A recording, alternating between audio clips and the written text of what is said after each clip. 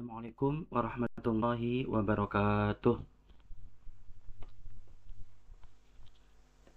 Waalaikumsalam warahmatullahi wabarakatuh. Baik, sambil menunggu yang lain, mari kita awali perkuliahan kita dengan membaca doa bersama-sama. Semoga apa yang akan kita pelajari pada hari ini bisa senantiasa bermanfaat fi dini wa dunya wal akhirah. Amin amin ya rabbal alamin. Saya awali dengan tawasul, kemudian nanti akan kita baca bersama-sama niat belajar dan mengajar sebagaimana yang muncul di layar dengan semuanya. Bismillahirrahmanirrahim.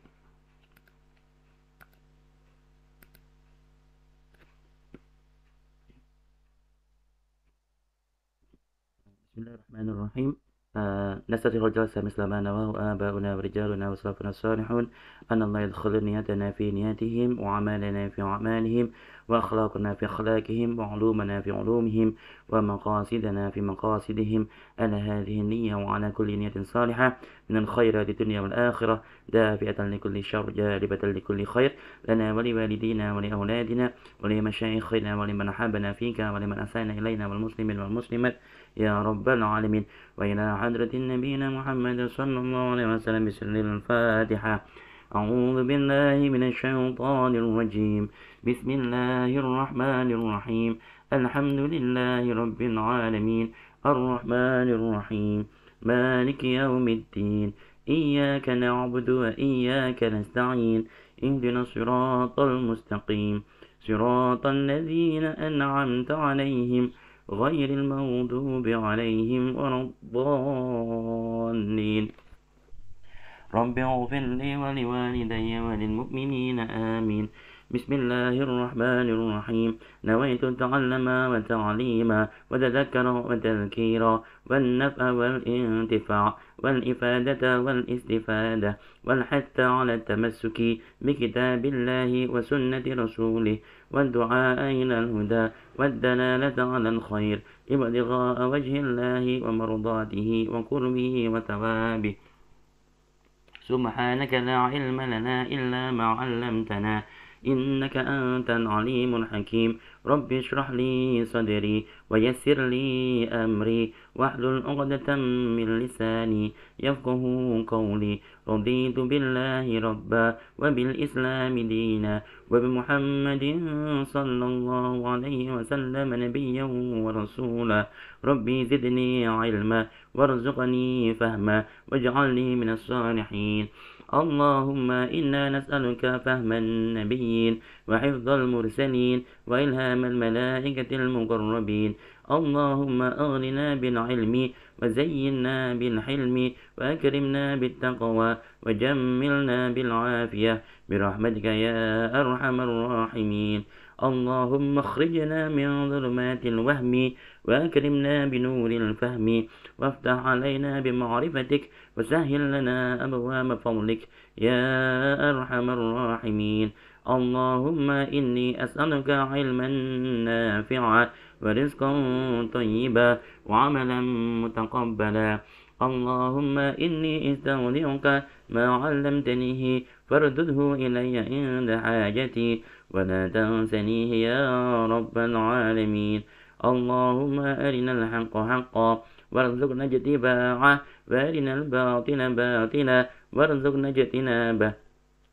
اللهم لا سهل إلا ما جعلته سهلا وأنت تجعل الحزن إذا شئت سهلا. آمين آمين يا رب العالمين يا مجيب السائلين يا سميع يا بصير. Baik, alhamdulillah kita bisa bertemu pada hari ini untuk pertama kalinya. Untuk pertama kali untuk pertemuan kita pada sore hari ini kita akan awali dengan kontrak perkuliahan, karena memang setiap awal perkuliahan pasti akan senantiasa saya awali dengan kontrak perkuliahan. Kemudian teman-teman, terima kasih karena sudah menyempatkan waktu di tengah-tengah kesibukan rekan-rekan sekalian untuk melaksanakan PPL. Jadi insya Allah untuk agenda mata kuliah kita ini sudah saya sesuaikan sehingga tugasnya tidak terlalu banyak, sehingga teman-teman tetap bisa fokus sampai UTS nanti mengikuti menjalankan PPL-nya. Baru nanti ketika setelah UTS teman-teman nanti akan ada tugas, yaitu tugasnya presentasi, cuman tidak membuat makalah, tapi teman-teman nanti akan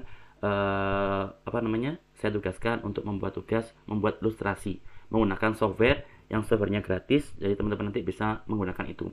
Siapa tahu teman-teman nanti juga membutuhkan software itu untuk membuat skripsi teman-teman sekalian. Mungkin langsung saja untuk hari ini. Agenda kita ada 4 kurang lebih, karena ini materi pertama kita. Yang pertama ada pendahuluan nanti meliputi ada perkenalan, ada pembacaan deskripsi mata kuliah, supaya kita nanti sama-sama sepakat bahwa mata kuliah ini akan membahas tentang topik yang sesuai dengan bayangan teman-teman semuanya. Kemudian juga nanti berikutnya kita akan membahas tentang kontrak perkuliahan pastinya. Lantas juga kita akan membahas tentang jadwal perkuliahan. Lantas juga dengan materi perkuliahan apa saja yang akan kita bahas. Lantas kemudian juga penugasan dan juga penilaian. Insya Allah ini mohon maaf ini ada kesalahan, karena tugasnya nanti semuanya tugas kelompok, tidak ada tugas individu. Karena saya lihat di presensi kemarin, insya Allah yang ikut mata kuliah ini ada 11 ya. Tapi saya lihat di grup WhatsApp ada 15, jadi 14 sorry. Jadi nanti mohon saya diinformasikan ada berapa jumlah mahasiswa dan mahasiswi yang benar-benar ikut mata kuliah ini. Sambil nanti saya tolong dibagikan kelompok ya, jadi tolong dibantu membuatkan kelompok. Jadi nanti saya mohon diberi nama-nama kelompoknya, kemudian juga nama anggota kelompoknya. Karena nanti tugasnya akan teman-teman akan presentasi sebanyak 2 kali. Jadi setiap 3 minggu sekali nanti teman-teman presentasi. Kalau saya siapkan ada 3 kelompok, tapi seandainya memang nanti bisa lebih dari 3 kelompok, maka nanti bisa kita sesuaikan. Kemudian juga nanti akan ada tanya jawab. Silakan seandainya teman-teman nanti ketika mengikuti mata kuliah ini, teman-teman ada pertanyaan, maka silakan untuk langsung bertanya tanpa perlu izin dulu, langsung saja interupsi, langsung bersuara supaya nanti saya bisa mendengarkan pertanyaan dari jenengan semuanya. Jadi tidak perlu menunggu nanti di sesi akhir, karena untuk pertanyaan silakan ketika memang ada pertanyaan langsung diinterupsi saja, langsung sampaikan pertanyaannya dengan semuanya. Baik, untuk mata kuliah kita hari ini, mari kita untuk materi kita pada sore hari ini, mari kita awali dengan perkenalan terlebih dahulu. Karena kita bertemu pertama kalinya, maka tidak enak atau kalau tidak kita awali dengan perkenalan. Maka saya akan memperkenalkan diri saya dulu, karena semester ini saya merupakan semester pertama di UNU Pasuruan atau di TSNU Pasuruan. Jadi background akademik saya yang mengantarkan saya sekarang bisa belajar bersama teman-teman sekalian di UNU Pasuruan. Jadi saya alhamdulillah asli Malang. Saya asli Malang, kemudian saya lulus S1 di jurusan biologi di Universitas Brawijaya Malang. Ya, jadi saya kuliah angkatan 2005 dan lulusnya alhamdulillah tahun 2011. Selama kuliah S1 di Brawijaya Malang, saya mengerjakan skripsi tentang persepsi masyarakat muslim di Kecamatan Bumi Aji, Kota Batu, terkait konsep konservasi lingkungan berbasis syariah Islam. Ya, jadi waktu itu saya zaman itu masih belum banyak penelitian-penelitian yang menggabungkan antara syariat Islam, terutama ayat Al-Quran, Al-Hadis, dan juga kitab-kitab kuning dengan konservasi lingkungan. Kemudian juga ketika S1 saya mendapatkan beasiswa dari beasiswa PPA yang diberikan oleh Kemenristek Dikti. Lalu jeda 1 tahun kemudian saya berangkat ke lanjut kuliah di S2 yang pertama kali di UM Malang atau Universitas Negeri Malang. Saya mengambil bidang yang sama dengan rekan-rekan sekalian, pendidikan biologi. Jadi selama di sana saya mendapatkan beasiswa dari beasiswa unggulan. Kemudian tesis saya atau penelitian saya di UM Malang berkaitan dengan pengembangan buku ajar atau lebih tepatnya buku pengayaan untuk mata kuliah bioinformatika. Jadi selama saya lulus alhamdulillah tahun 2014, kemudian setahun kemudian saya berangkat lagi lanjut untuk S2 yang kedua dengan beasiswa LPDP, dan di sana alhamdulillah saya lulus tahun 2018. Selama di sana saya bekerja di Tokyo, saya kuliah S2 di Tokyo untuk yang kedua kalinya dengan beasiswa dari LPDP. Dan selama di sana saya mengerjakan topik penelitian tentang senyawa osteogenik, yaitu senyawa kimia yang mampu menginduksi pertumbuhan sel-sel tulang. Ya. Jadi itu yang saya kerjakan selama di Tokyo selama 2,5 tahun. Lalu kemudian setahun kemudian lagi saya berangkat ke Jerman sejak bulan Juli tahun 2019 sampai kemudian melewati COVID. Sampai kemudian tahun 2022 bulan September saya baru pulang ke Indonesia. Jadi baru tahun lalu persis 1 tahun saya pulang ke Indonesia. 1 tahun lebih 26 hari, karena sekarang tanggal 27 ya. Jadi alhamdulillah saya semenjak semester ini bergabung dengan di UNU Pasuruan. Jadi insya Allah kita akan belajar bersama-sama selama 1 semester ke depan. Seandainya nanti teman-teman misalkan ketika kuliah mengalami kesulitan untuk pembagian waktu, karena teman-teman semester ini masih menjalani PPL, maka nanti insya Allah sebagaimana saya sampaikan kepada Mbak Siti Khalifah kemarin, untuk perkuliahan bisa kita lakukan di lain hari ya, yang tidak mengganggu jadwal PPL rekan-rekan sekalian. Karena untuk kelas lain, kelas A dan kelas C, mereka memilih untuk berkuliah di hari lain yang mana pada hari itu tidak ada kegiatan PPL sama sekali ya. Baik, seperti itu. Lantas kemudian selain background akademik, saya juga memiliki background non akademik, yaitu background non kampus. Sejak SMP saya pesantren di salah satu pondok pesantren di Malang, yaitu Pondok Pesantren Salafiyah Miftahul Huda sejak tahun 99 sampai tahun 2004. Kemudian saya lanjut ketika lulus S1, saya mondok pesantren di Pondok Pesantren Darul Lughah Dakwah di Raji, Banggil Pasuruan.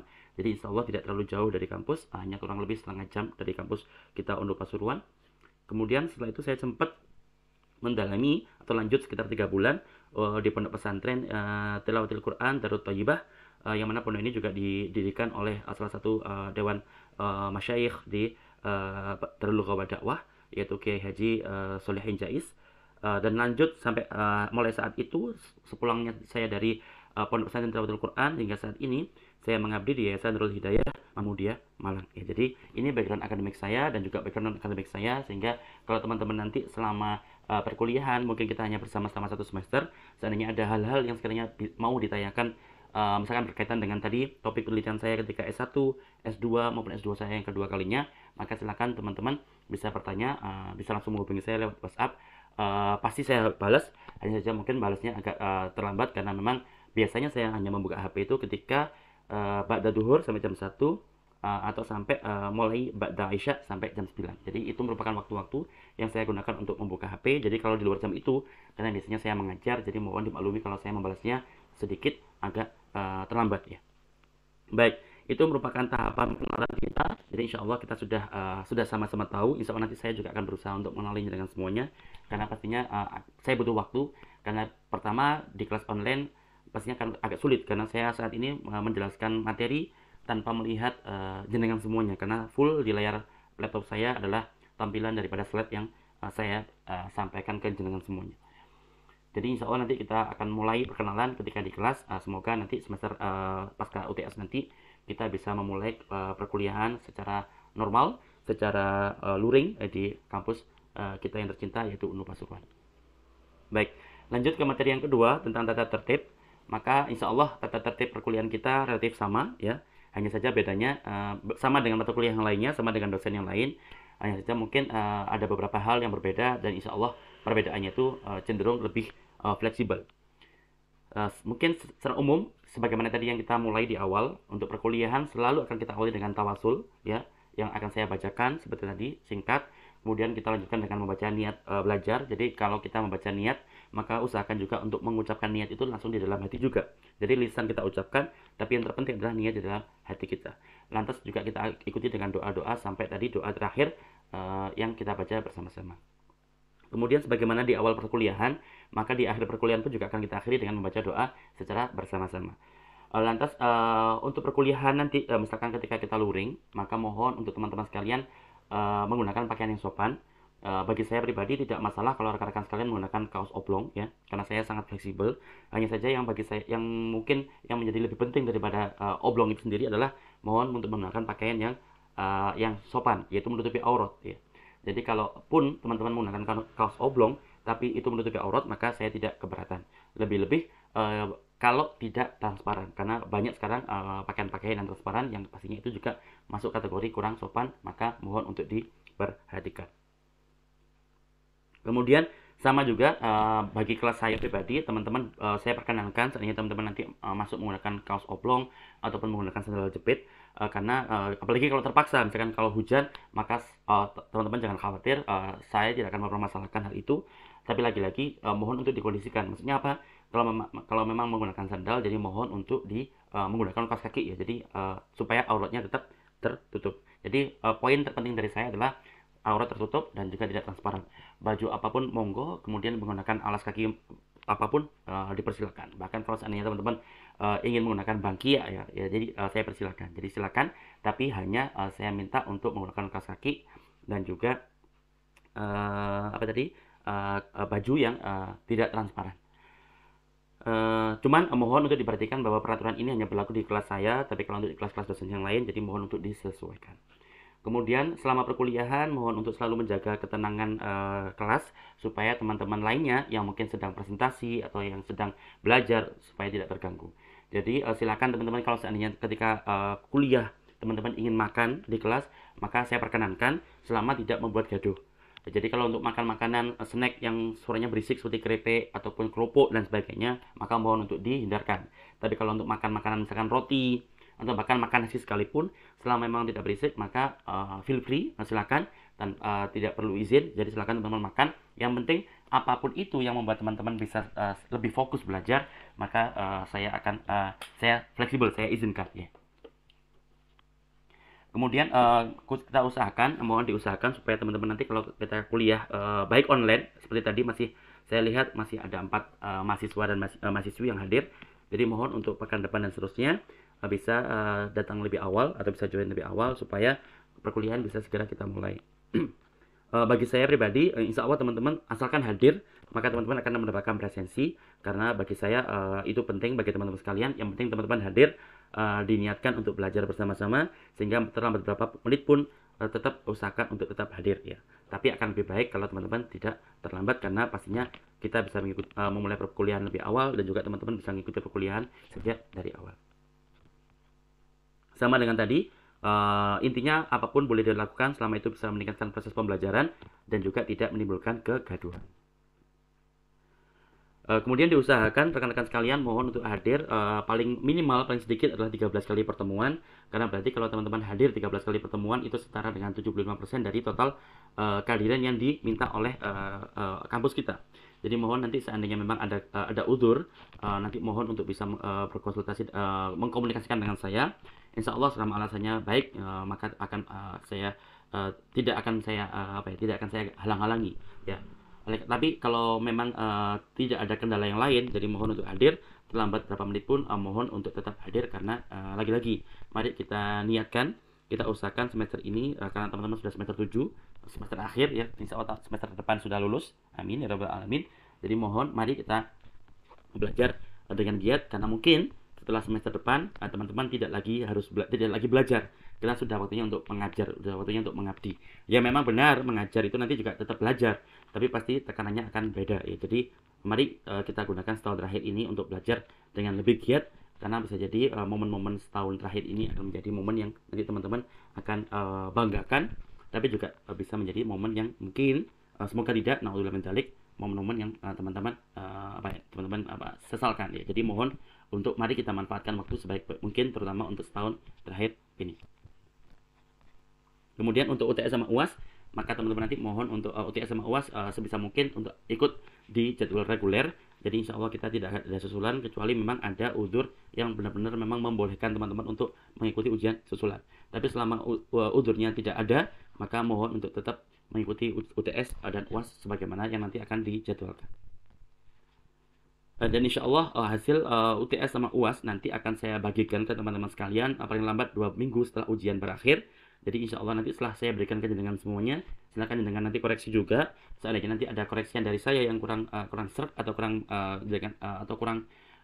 cocok, kurang tepat, maka nanti teman-teman akan saya berikan waktu selama 1 pekan untuk protes. Jadi nanti selama 1 pekan itu mari kita saling berdiskusi apakah nilai koreksian dari saya memang salah atau justru memang koreksian saya tetap benar. Jadi silakan teman-teman memprotes kalau seandainya memang selama dari proses penilaian yang saya berikan ada yang memang kurang sesuai atau yang kurang cocok atau kurang benar. Jadi bisa kita diskusikan selama 1 pekan pasca semenjak nilai itu saya berikan kepada jenengan semuanya. Kemudian ya ini tadi yang saya maksud, yaitu 1 minggu setelah nilainya saya berikan. Jadi insya Allah setelah UTS atau setelah UAS 2 pekan kemudian akan saya berikan nilainya, dan semenjak saat itu 1 pekan kemudian teman-teman akan saya beri waktu untuk menilai apakah koreksian dari saya sudah pas atau kurang. Kalau kurang maka silakan teman-teman untuk memprotes kepada saya, maka insya Allah kalau memang saya berbuat salah akan bisa saya perbaiki nilai sebagaimana yang rekan-rekan proteskan. Jadi seperti itu teman-teman untuk tata tertib kita, insya Allah tidak jauh beda dengan mata kuliah lain. Sehingga mungkin kalau ada pertanyaan silakan bisa langsung diinterupsi. Kalau memang tidak ada, maka kita lanjut ke tahapan berikutnya. Ya. Kemudian tentang mata kuliah, sebagaimana yang teman-teman lihat di gambar yang ada di layar jenengan semuanya, mata kuliah kita adalah mata kuliah endokrin, yaitu mata kuliah yang pasti berkaitan dengan hormon. Maka pada semester ini insya Allah kita akan belajar dengan bersama-sama tentang hormon dan bagaimana hormon itu berfungsi, bagaimana hormon itu mempengaruhi fisiologis tubuh kita, dan juga bagaimana hormon itu bisa dibuat atau diproduksi. Jadi itu semua nanti akan kita pelajari selama 1 semester ke depan secara bersama-sama. Sehingga kalau secara deskriptif, mata kuliah ini merupakan salah satu komponen penting dalam program studi pendidikan biologi di UNU Pasuruan. Mengapa? Ya karena memang setiap manusia itu proses fisiologis tubuhnya sangat berkaitan erat dengan sistem endokrin atau sistem hormon. Ya. Kita tahu bahwa mungkin terutama rekan-rekan sekalian yang setiap kita sadar bahwa setiap saat kita tuh selalu bergantung pada hormon. Oleh karena itu, kita niatkan semester ini belajar tentang hormon, tidak lain dan tidak bukan adalah untuk semakin mengenal atau berusaha untuk mengenal diri kita sendiri, dengan harapan kita semakin tahu diri kita, semakin mengenal tubuh kita. Semoga nanti semakin setelah kita mengenal tubuh kita, maka insya Allah kita pun akan semakin sayang dengan tubuh kita. Kita tidak lagi menyia-nyiakan tubuh kita. Kita mungkin akan pernah lembur, tapi tidak selalu lembur. Karena lembur itu walau bagaimanapun lembur itu juga kurang bagus. Sehingga nanti semoga dengan kita mendalami tentang ilmu tubuh kita, yaitu ilmu endokrin, hormon-hormon tubuh kita pun akan menjadi lebih respect terhadap tubuh kita, dan pada akhirnya itu pun akan semakin meningkatkan rasa cinta kita kepada pencipta tubuh kita, yaitu siapa? Allah Subhanahu wa Ta'ala. Kemudian mata kuliah ini mendalami aspek-aspek penting dari sistem endokrin dalam organisme hidup, khususnya manusia, yaitu tubuh kita sendiri, dengan penekanan pada bagaimana hormon mempengaruhi perkembangan, pertumbuhan, reproduksi, dan regulasi berbagai proses biologi pada manusia. Ya mungkin rekan-rekan sekalian, karena saya tadi lihat mayoritas adalah mahasiswi, kita tahu bahwa mungkin kita merasa bahwa hormon kita itu sangat dominan ketika di akhir-akhir atau ketika menjelang tamu-tamu bulanan datang.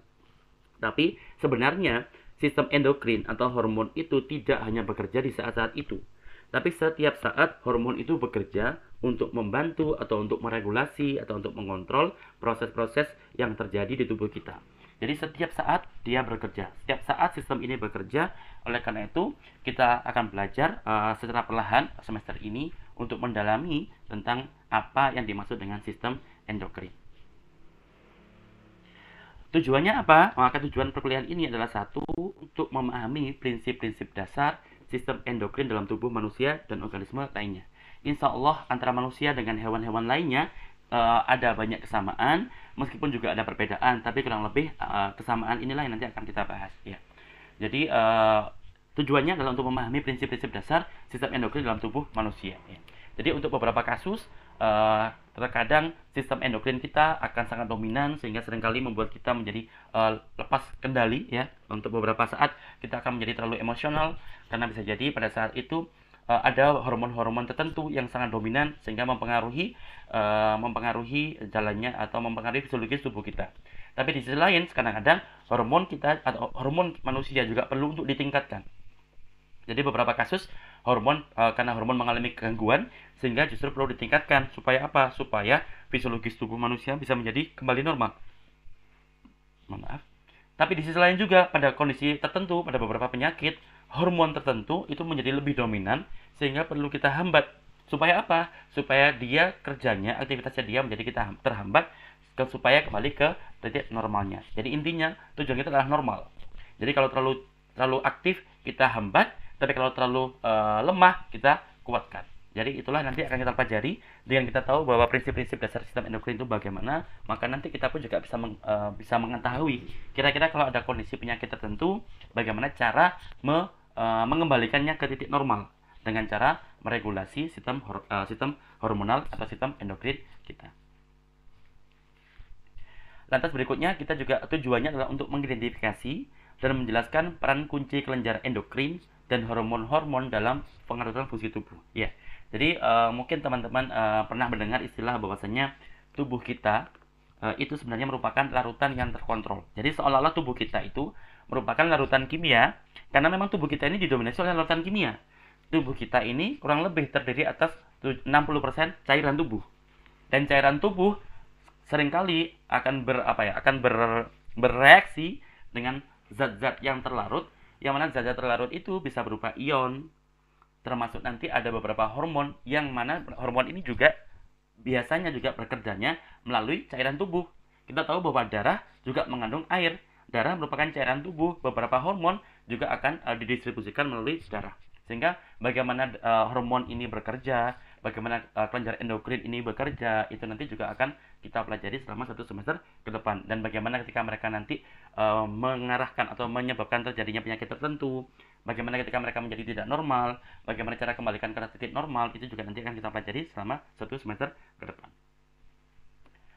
Nah, ini juga yang saya maksudkan barusan. Jadi bagaimana dampak regulasi hormonal pada perkembangan pertumbuhan dan reproduksi manusia. Ya. Hampir semua proses tubuh yang terjadi pada manusia itu berkaitan dengan hormon. Hormon memiliki peran dalam proses-proses tersebut. Mulai dari pertumbuhan, dari perkembangan sampai reproduksi, hormon memegang peranan penting dalam proses-proses tersebut. Ya, sehingga kalau ada gangguan pada hormon-hormon tertentu atau pada aktivitas hormon tertentu, maka pastinya perkembangan tubuh pun bisa terganggu, pertumbuhan manusia pun bisa terganggu, dan lebih-lebih reproduksi manusia pun bisa terganggu. Jadi itulah tujuan mata kuliah kita, yaitu mata kuliah endokrin yang kita saat ini belajar bersama-sama. Kemudian terakhir, karena memang bidang saya merupakan biomedis, jadi insya Allah kita nanti juga akan saya tambahkan beberapa informasi tentang aspek medisnya, aspek klinis, dan juga aspek aplikasi praktis dalam ilmu endokrinologi dalam bidang pendidikan biologi. Ya, karena memang selama saya kuliah di biologi murni, saya mendalami tentang biomedis. Kemudian selama saya kuliah di pendidikan biologi, saya pun juga mendalami bagaimana cara menyampaikan materi-materi yang berkaitan dengan biomedis supaya lebih mudah untuk bisa dipahami oleh baik oleh rekan-rekan sekalian mahasiswa-mahasiswi maupun nantinya oleh anak didik kita di SMA maupun di SMP, semisal kita mengajar rekan-rekan SMP untuk mata kuliah IPA mereka. Dan yang terpenting, sebagaimana nanti teman-teman akan saya beri tugas untuk membuat ilustrasi biologis menggunakan software yang namanya adalah BioRender. Maka semoga nanti dengan selesainya atau pasca teman-teman mengikuti mata kuliah ini, maka teman-teman akan memiliki keterampilan analisis dan kritis dalam memahami penelitian terbaru dalam endokrinologi. Ya, jadi itu nanti tujuannya adalah untuk seperti itu. Bagaimana teman-teman supaya terbiasa membaca gambar, karena seringkali kalau kita membaca jurnal penelitian itu agak berat, ya. Selain menyita waktu, bahasanya pun juga seringkali memusingkan, karena biasanya mereka menggunakan bahasa-bahasa yang sangat baku, bahasa yang levelnya tinggi, sehingga kalau kita membaca sekilas, kita mungkin tidak paham, tapi kalau kita melihat gambar-gambar mereka, seringkali kita bisa cepat paham tanpa harus membaca artikelnya yang sangat kompleks. Nah, oleh karena itu nanti di akhir pasca UTS nanti teman-teman akan berpresentasi menggunakan media ilustrasi sains, ilustrasi ilmiah dengan menggunakan tadi yang saya maksud dengan BioRender. Jadi itu tujuannya mata kuliah kita. Semoga di akhir perkuliahan kita nanti tujuan-tujuan ini bisa tercapai. Amin ya rabbal alamin. Sehingga apa yang memang dimaksudkan oleh program studi kita dengan mengandalkan mata kuliah ini juga bisa tercapai. Monggo kalau nanti ada pertanyaan langsung saja diinterupsi. Sebagaimana tujuan yang tadi saya sebutkan di sebelumnya tadi, maka sekarang kalau kita membahas tentang manfaat, maka manfaat mata kuliah ini insya Allah adalah untuk mendapatkan pemahaman yang kuat tentang peran sistem endokrin dalam organisme yang akan memperkaya wawasan biologis rekan-rekan sekalian. Ya, jadi insya Allah dengan kalau teman-teman nanti mengikuti perkuliahan ini dengan seksama, insya Allah minimal teman-teman akan mendapatkan tambahan informasi berkaitan dengan sistem endokrin. Ya, mungkin sebelumnya ada yang sudah sangat familiar dengan sistem endokrin, tapi dengan mengikuti mata kuliah ini insya Allah teman-teman pastinya akan lebih memahami dibandingkan sebelumnya tentang apa itu sistem endokrin yang ada pada manusia, khususnya yang berkaitan dengan peningkatan wawasan biologis kita rekan sekalian. Kemudian mata kuliah ini insya Allah juga akan memberikan pengetahuan yang penting dalam menyusun atau mengajar materi biologi terkait sistem endokrin di tingkat pendidikan dasar maupun yang menengah. Karena tadi insya Allah nanti di pasca UTS teman-teman akan mengerjakan tugas membuat ilustrasi ilmiah yang insya Allah saya sangat yakin karena beberapa siswa ataupun siswi di sekolah dasar ataupun sekolah menengah ataupun sekolah atas itu seringkali mereka cenderung lebih mudah paham seandainya memang penjelasan itu disertai dengan gambar, terutama gambar yang deskriptif, gambar yang bisa menjelaskan step by step. Maka oleh karena itu nanti ketika di akhir nanti di akhir slide akan saya tunjukkan tentang biorender. Insya Allah teman-teman mungkin sudah ada yang pernah menggunakan biorender. Jadi nanti bisa mengajari teman-teman yang lain. Tapi kalaupun seandainya memang belum ada yang pernah menyentuh atau pernah bekerja dengan biorender, maka semoga semester ini teman-teman bisa belajar, dan syukur-syukur kalau biorender nanti bisa teman-teman gunakan untuk skripsi teman-teman sekalian. Karena biologi itu berkaitan erat dengan aspek kesehatan manusia, maka pastinya dengan belajar atau dengan mengikuti mata kuliah ini, insya Allah rekan-rekan sekalian akan memahami hubungan antara ilmu biologi dan juga aspek kesehatan manusia, karena ilmu biologi itu berkaitan sangat erat dengan kesehatan kita. Tubuh kita terdiri dari banyak jaringan, banyak organ, banyak jaringan, kemudian banyak sel, banyak molekul-molekul biologis, molekul-molekul kimia yang juga berkaitan dengan sistem-sistem endokrin, ya, hormon-hormon. Maka semua itu kalau kita pelajari saat ini, maka insya Allah semakin kita belajar, semakin kita paham hubungan antara biologi dengan aspek kesehatan manusia. Yang mungkin dulu kita berpikir bahwa biologi itu cuma ilmu yang diajarkan di kelas, tidak ada hubungannya dengan kehidupan kita sehari-hari. Maka semoga dengan perkuliahan kita hari ini atau semester ini, cara pandang semacam itu bisa sedikit atau perlahan kita kurangi, karena pada hakikatnya apa yang kita pelajari selama berkuliah di bidang biologi, di pendidikan biologi itu pada hakikatnya adalah belajar tentang diri kita sendiri maupun lingkungan sekitar kita. Jadi sangat rugi kalau seandainya kita belajar biologi, kita menjadi mahasiswi biologi, apalagi pendidikan biologi, tapi kita tidak bisa menghubungkan antara biologi dengan kehidupan kita sehari-hari, khususnya dengan aspek kesehatan diri kita masing-masing. Ya. Jadi itu harapannya nanti kita akan berusaha menghubungkan dengan proses-proses yang terjadi di kehidupan kita sehari-hari. Misalkan seperti yang tadi, bagaimana hormon itu mempengaruhi ibu yang hamil, atau bagaimana hormon ketika nanti mempengaruhi pertumbuhan seseorang laki-laki, seorang pria sejak usia dini sampai nanti usia dewasa. Bagaimana hormon berperan pada wanita-wanita ketika dia wanita itu masih single, ataupun nanti wanita setelah menikah, atau bahkan setelah menikah ketika sudah memiliki keturunan. Itu semua nanti memiliki pembahasan-pembahasan yang sangat spesifik dan unik, yang pastinya sangat menarik untuk kita bahas secara bersama-sama. Dan sebagaimana manfaat yang terpenting dari seluruh proses pembelajaran yang ada di pendidikan biologi UNU Pasuruan, maka yang terpenting semoga setelah mengikuti mata kuliah ini, kemampuan analisis kritis yang dikembangkan dalam mata kuliah ini akan memberikan bekal yang berguna dalam pemahaman dan juga mengevaluasi berbagai riset dalam bidang biologi. Memang manfaat ini relatif sangat tinggi, masih mungkin jauh dari bisa kita capai, tapi tidak ada salahnya kalau kita berusaha untuk mencapai hal ini dengan belajar bersama-sama. Intinya apa? Yang penting tadi kita doa. Di awal tadi kita berdoa, semoga ya Allah yang kita pelajari hari ini, sekecil apapun itu, semoga senantiasa bermanfaat fid dini wa dunya wal akhirah. Namanya bermanfaat itu terserah Allah, ya. Kita hanya wajib belajar, kita cukup belajar, kita ikhtiar. Nanti perkara nanti manfaatnya bagaimana, maka nanti insya Allah yang akan membimbing kita semuanya. Jadi ini insya Allah manfaat yang akan teman-teman dapatkan atau rekan-rekan sekalian dapatkan setelah mengikuti perkuliahan endokrin.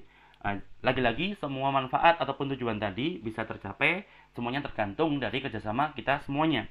Bagaimana rekan-rekan sekalian mengikuti perkuliahan, bagaimana juga nanti ketika proses teman-teman bisa berpartisipasi aktif, meskipun saat ini mungkin teman-teman sekalian pikirannya sedang terbelah dengan PPL dan juga sudah mulai berpikir tentang skripsi. Minimal terkait tugas tadi, terkait biorender, saya belum tahu bagaimana tugas atau judul skripsi atau topik skripsi yang teman-teman sekalian pilih semester ini. Tapi seandainya memang ada teman-teman ada di antara rekan-rekan sekalian yang nanti berkaitan dengan aplikasi biorender ataupun dengan topik endokrin ini, maka semoga paling tidak mata kuliah kita selama 1 semester depan bisa membantu kelulusan rekan-rekan sekalian. Ya, jadi itu adalah manfaat yang semoga insya Allah di akhir semester ini bisa kita capai secara bersama-sama.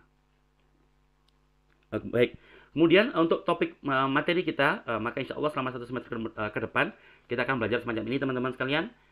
Jadi secara umum kita sekarang untuk membahas tentang kontrak perkuliahan. Kemudian pertemuan kedua pekan depan kita akan membahas masih pengantar dan juga menjelaskan tentang prinsip-prinsip integrasi hormon, ya. Jadi bagaimana hormon itu berfungsi secara bersama-sama, karena pada hakikatnya semua proses tubuh itu saling berkaitan. Tidak ada ceritanya kelenjar pituitari itu berpisah dengan kelenjar tiroid. Semua mereka itu saling berkaitan di dalam tubuh kita. Hanya saja dalam proses pembelajaran, mau nggak mau kita harus pisahkan.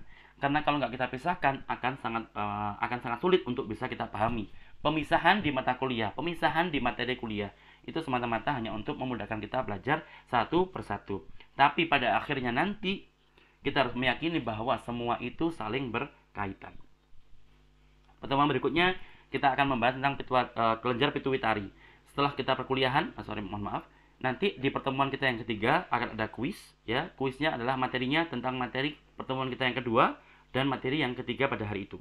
Jadi kuis akan berisi tentang dua materi yang kita pelajari sebelumnya. Kemudian di pekan keempat kita akan mempelajari tentang kelenjar tiroid, dan juga di pertemuan kelima kita akan membahas tentang kelenjar adrenal. Ada kuis di pertemuan kelima ini dan juga di pertemuan kelima ini ya kita akan kuisnya dengan topik tentang kelenjar tiroid dan juga tentang kelenjar adrenal. Mohon maaf, ini ada salah tanda. Saya tadi mempersiapkan untuk 3 kelompok. Jadi ini masih kondisional teman-teman sekalian, nanti mohon disesuaikan. Jadi saya tunggu mungkin pekan ini atau saya tunggu sampai hari Sabtu nanti. Mohon rekan-rekan sekalian ini bisa dibagi menjadi berapa kelompok. Kalau 3 kelompok maka jadwalnya semacam ini. Jadi kelompok 1 presentasi di pekan ke-10, kelompok kedua di pekan ke-11, kelompok ketiga di pekan ke-12. Kemudian di pekan ke-13 kembali lagi kelompok 1 yang menjadi presenter.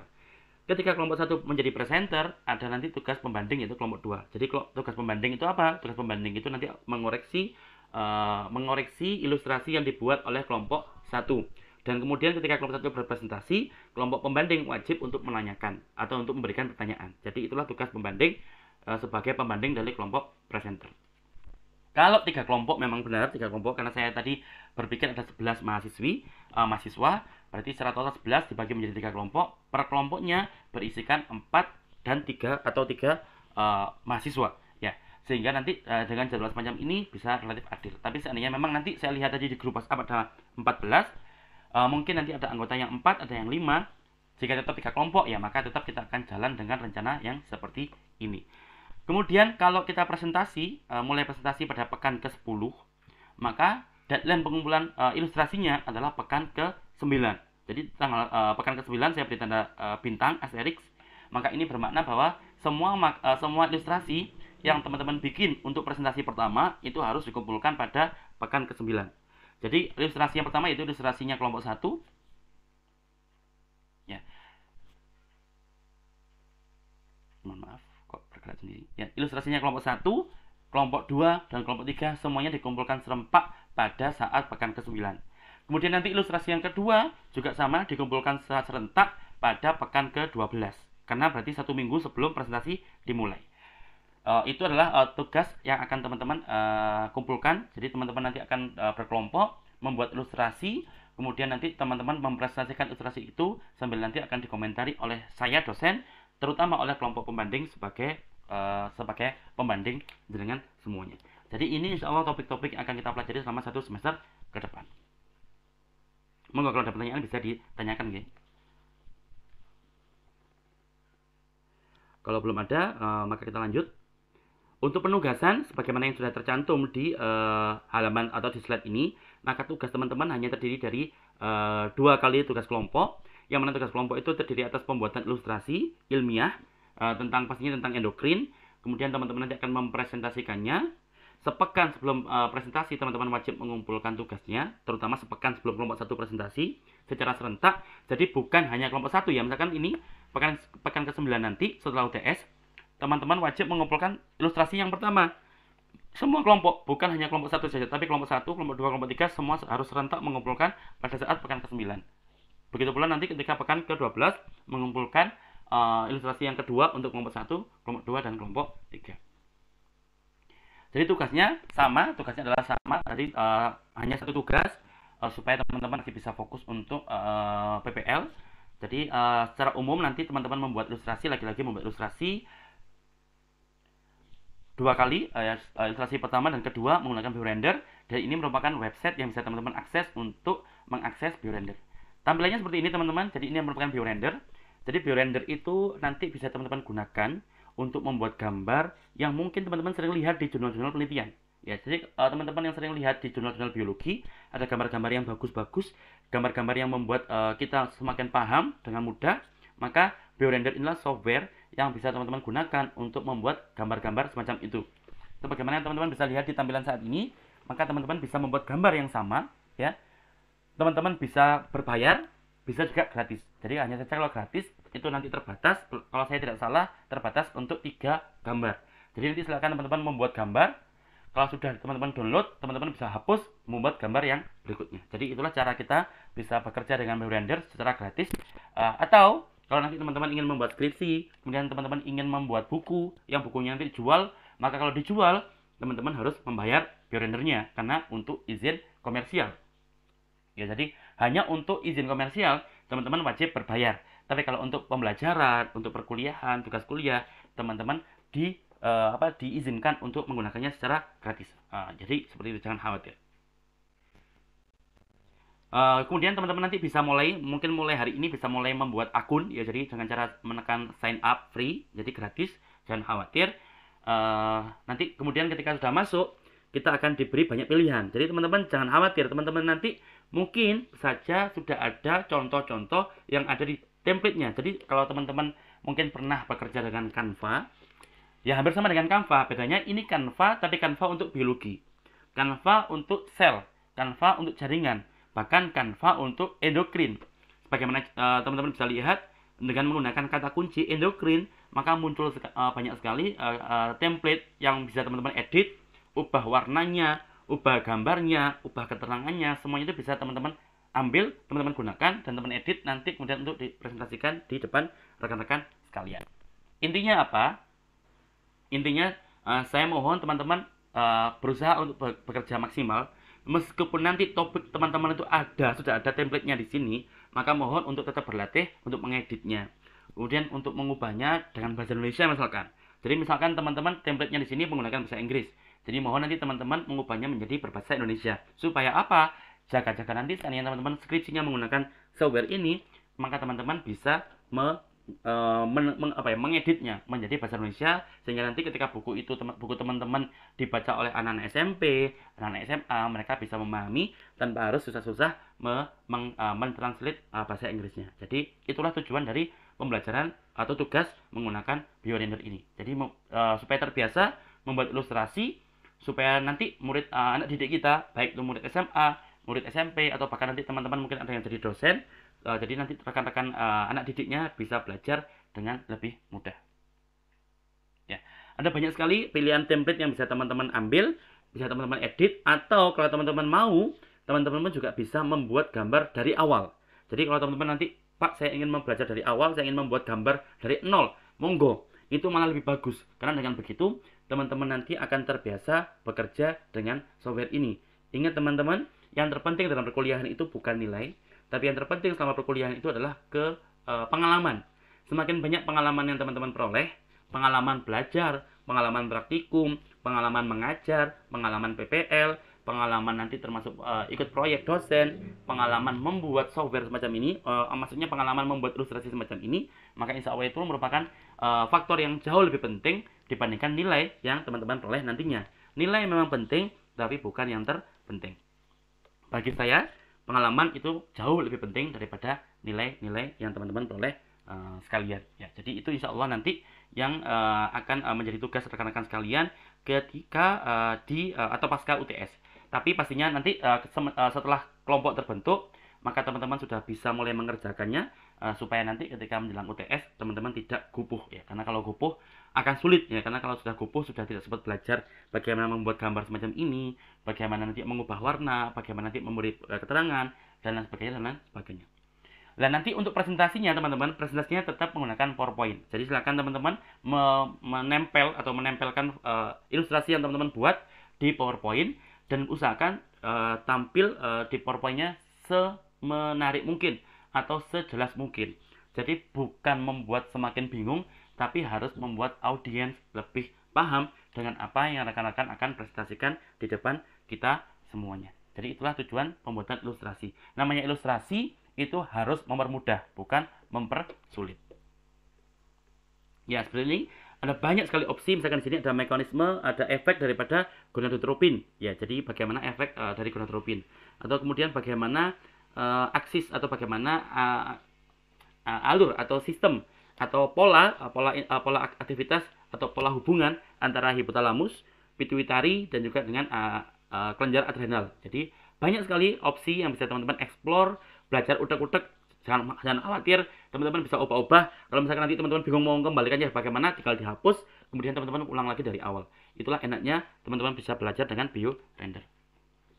Ya, kemudian untuk topik kita, untuk mata kuliah kita, insya Allah saya akan menggunakan buku utama, yaitu yang tulis oleh Goodman. Buku memang agak lama, tahun 2009, tapi insya Allah nanti akan saya lengkapi dengan beberapa informasi yang saya ambil dari sumber terbaru, misal dari Coleto tahun 2013, kemudian dari Belfiore tahun 2018, dan juga dari Melmet tahun 2011. Jadi insya Allah 4 buku ini akan menjadi rujukan utama dari saya untuk membuat materi untuk perkuliahan kita di mata kuliah endokrin ini. Ya, mungkin seperti itu. Jadi silakan kalau teman-teman ada pertanyaan sebelum kita akhiri bisa bertanya sekarang juga. Monggo, seandainya ada pertanyaan bisa ditanyakan sekarang.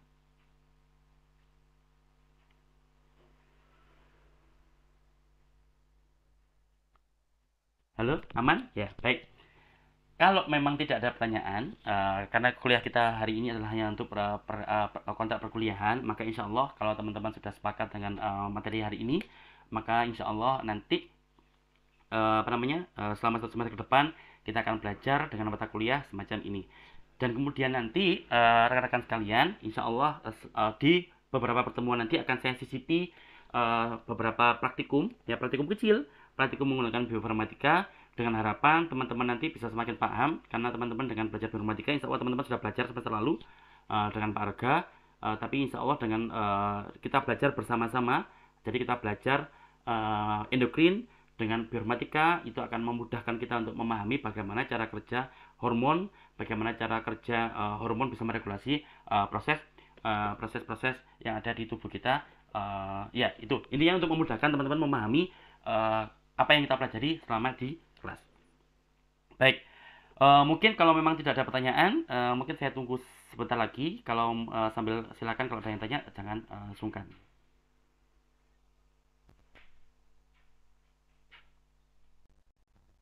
Ya, maaf ini belum saya. Ya, kalau memang teman-teman sudah tidak ada yang ditanyakan, maka insya Allah pekan depan kita akan bertemu pada jam yang sama. Seandainya memang teman-teman berkenan untuk berpindah, maka insya Allah saya ada waktu untuk hari Sabtu, malam Minggu saja ya. Hanya itu yang tersisa. Selain itu saya sudah full mengajar, jadi jadi mohon untuk dimaklumi. Atau mungkin Kamis malam saya juga bisa. Kamis malam masih tidak masalah. Kamis malam oke. Kemudian juga intinya mari kita cari waktu yang teman-teman bisa belajar tanpa harus mengganggu PPL rekan-rekan sekalian. Kalau memang tidak ada pertanyaan, mari kita akhiri pertemuan kita dengan membaca doa. Semoga apa yang kita pelajari hari ini, meskipun hanya membahas sedikit tentang kontrak perkuliahan yang akan kita laksanakan selama 1 semester ke depan, semoga senantiasa bermanfaat di dunia wal akhirah, karena ilmu yang kita pelajari, kita dituntut untuk mengamalkannya. Maka semoga karena kita sekarang sudah belajar ilmu tentang endokrinologi, semoga ke depan pun Allah akan memudahkan kita untuk mengamalkan apa yang kita pelajari selama perkuliahan kita pada hari ini maupun 1 semester ke depan. Amin amin ya rabbal alamin. Bismillahirrahmanirrahim. ربنا انفعنا بما علمتنا رب علمنا الذي ينفعنا رب فقهنا فقه أهلنا وقرابات لنا في ديننا ما أهل الكسر أنثى وذكر رب وفقنا وفقهم لما تنتدي قولا وفعلا كرما وارزق الكل حلالا دائما وأخلنا أذكياء علما نهضى بالخير ونكفى كل شر ربنا أصلح لنا كل الشؤون وأكرنا بالرضا منك العيون واقض عنا ربنا كل الديون قبل أن تأتينا رسل المنون واغفر واستر أنت أكرم من ستر وصلاة الله تغشى المصطفى من إلى الحق دانا والوفا بكتاب فيه للناس شفاء وعلى الآل الكرام الشرفاء وعلى الصحب المصابه الغرر اللهم اهدنا بهداك واجعلنا ممن يسارع في رضاك ولا تولنا وليا سواك ولا تجعلنا ممن خالف أمرك وعصاك وحسبنا الله ونعم الوكيل نعم المولى ونعم النصير ولا حول ولا قوة إلا بالله العلي العظيم. وصلى الله على سيدنا محمد وعلى آله وصحبه وسلم، والحمد لله رب العالمين. يا ربنا اعترفنا بأننا اقترفنا وأننا أسرفنا على لظى أشرفنا، فتب علينا التوبة تغسل كل حوبة، واستر لنا الأورات وآمن الروعات، واغفر لوالدينا ربي ومولودينا والأهل والإخوان وسائر الخلان وكل ذي محبة أو جيرة أو صحبة والمسلمين أجمع. آمين ربي فاسمع فدلا وجودا منا لا باكتساب يا منا منا بالمصطفى بالمصطفى الرسول الرسول نرضى بكل سول. صلى بسم وسلم ربي عليه عد الحب وآله وصحبه عداد طاش صحبي. والحمد للإله في البدء والتناهي، والحمد للإله في البدء والتناهي. سبحانك اللهم وبحمدك أشهد أن لا إله إلا أنت أستغفرك وأتوب إليك. والسلام عليكم ورحمة الله وبركاته.